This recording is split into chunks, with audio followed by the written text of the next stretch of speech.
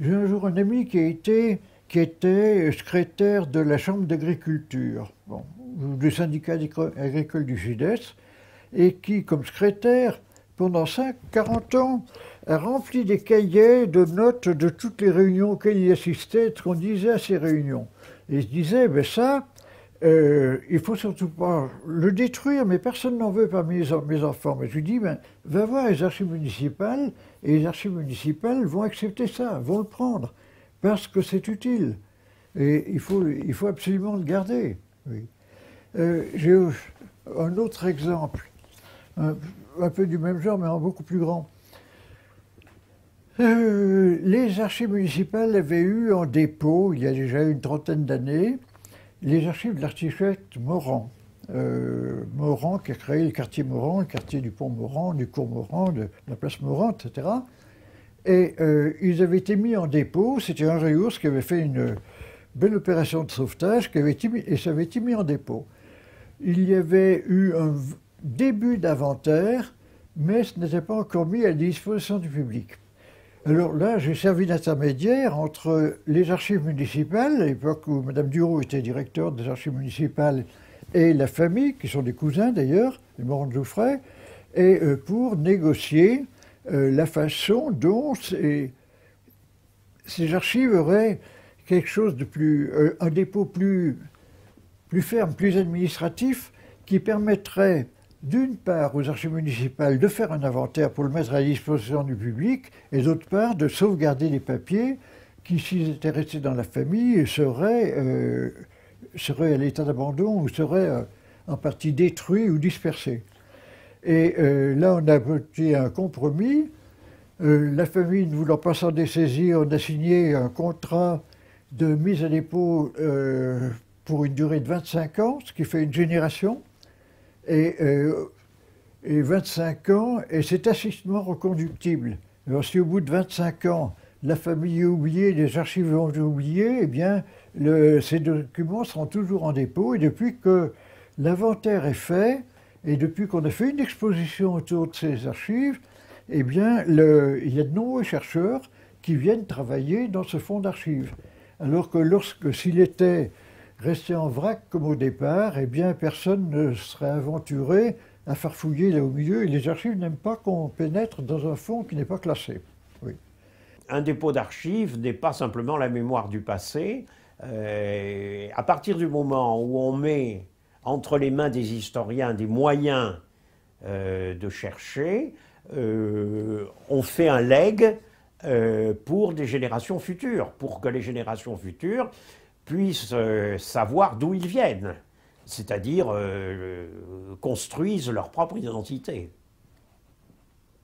Alors, je glisse là un élément que je trouve extraordinaire et important, c'est que j'ai reçu une jeune étudiante il y a 1 an qui est venue me voir en disant « Je suis tombée amoureuse du Château Bourbon, je travaille à Lyon, Université 2, dans l'art et l'histoire, et j'ai demandé comme thèse, pour passer mon Master 1, pour mon mémoire, j'ai demandé de faire le Château Bourbon. » Donc elle est venue me voir, je lui ai prêté des tas de documents, et je lui ai dit que mes archives étaient aux archives de Lyon, de s'adresser à Madame Noël Chiron, ce qu'elle a fait. Elle a consulté tous mes dossiers, elle m'en a même appris, que je ne connaissais pas, et elle a fait un fabuleux mémoire qu'elle m'a remis la semaine dernière, 4 volumes entiers, qui lui a valu une note de 17 sur 20 et une mention, sous la direction de Nathalie Mathian, qui est professeure conférencière à Université 2.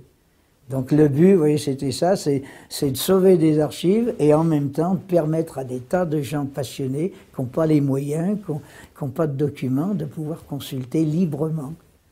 En me prévenant par correction, savoir on fait un travail, et là j'ai un exemplaire chez moi, j'ai une belle bibliothèque. Lorsque j'ai fait la première démarche de déposer les archives, je m'attendais à quelque chose qui se terminait, éventuellement que j'aurais des autorisations à signer, mais je ne m'attendais pas à revivre l'histoire à travers ces archives. J'ai revécu l'histoire en particulier de 40 à 45 à travers ces archives, par des historiens qui faisait de la recherche. Donc pour moi, ça a été très intéressant.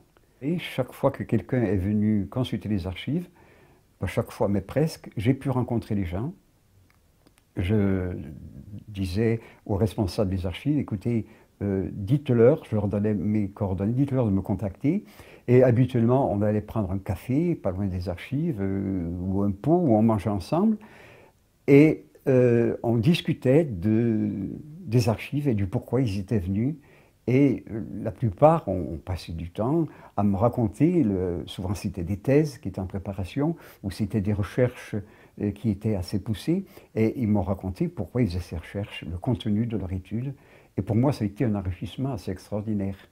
Et c'est là que j'ai redécouvert un grand-oncle que je connaissais comme un parent, et j'ai vu un homme politique que j'appréciais beaucoup moins à partir de ce qu'il avait fait. Il y a eu une modification de mon image du personnage, tout au moins de ce qu'il avait réalisé dans sa vie politique. Alors, celui que j'ai le plus rencontré, c'est un jeune étudiant qui est arrivé, il est en train de faire sa maîtrise d'histoire, et c'est lui qui s'est, j'allais dire, entre guillemets, emparé des archives pour se construire un profil d'historien.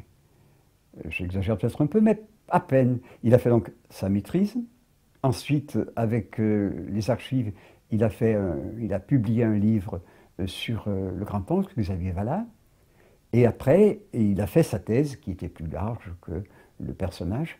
Là, il a sorti un gros pavé qui s'intitule « Vichy dans la solution finale ». Et bon, quand on voit ce pavé, là, on a l'impression que ce n'est pas inutile d'avoir conservé des archives. Ça permet à des gens d'écrire l'histoire. Ça permet aussi à des gens de se positionner dans une vie professionnelle avec une coloration et un savoir-faire qui est reconnu. Je ne sais plus à quelle occasion. J'avais refait un document. Ah oui, parce qu'il y avait une fille qui avait fait un mémoire là-dessus. Une fille qui a fait un mémoire à la faculté Lyon 3 ou Lyon 2, je ne sais plus, sur le groupe lyonnais d'études médicales. Et j'avais été travailler un petit peu avec elle pour ressortir ces documents. Et j'avais été très, très satisfait de les trouver, quoi, de voir qui ont été bien classés, enfin, qui sont maintenant parfaitement lisibles et utilisables.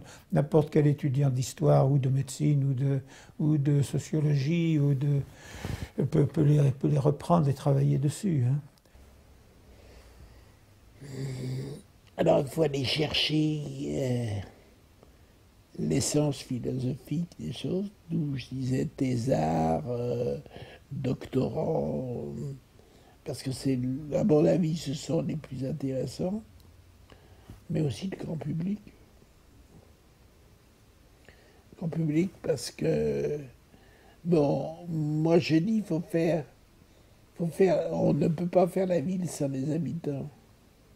Seulement, il faut que les habitants soient formés. Il faut accepter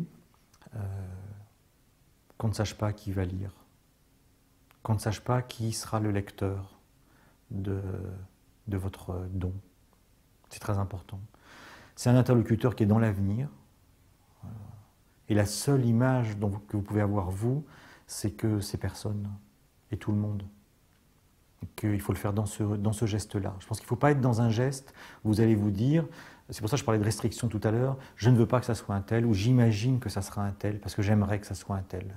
Non, il faut accepter que l'archive elle-même, débarrassée de vous un jour, parce que vous ne serez vraiment plus là pour l'accompagner, va s'inventer son lecteur, dans le secret. Tout comme elle s'est construite un petit peu dans le secret. C'est peut-être une mystique de l'archive, je ne sais pas, mais il me semble que d'une part l'archive elle se constitue de manière aléatoire en grande partie à cause de la façon dont on vit, dont on se souvient ou pas des choses qu'on a conservées, et puis de l'autre côté, une fois qu'elle est conservée, elle attend quelqu'un, mais elle le suscite d'une certaine manière parce qu'on lui a mis un nom, parce que ce nom-là va devenir un jour la préoccupation de quelqu'un, et que cette préoccupation-là, on ne peut pas l'imaginer. Donc voilà, donc ça me dit que ce que j'ai déposé pour le moment a son lecteur que je ne connais pas. Et ça, je trouve ça bien. Alors, pour moi, c'est un mystère. Pourquoi un homme qui qui a été très contesté et qui a eu un procès. Il a eu un procès en 44 ou 45. Il a été condamné à 10 ans de prison. Il aurait pu être condamné à mort à cette époque-là. Il y est passé de justesse à une loi près, je crois.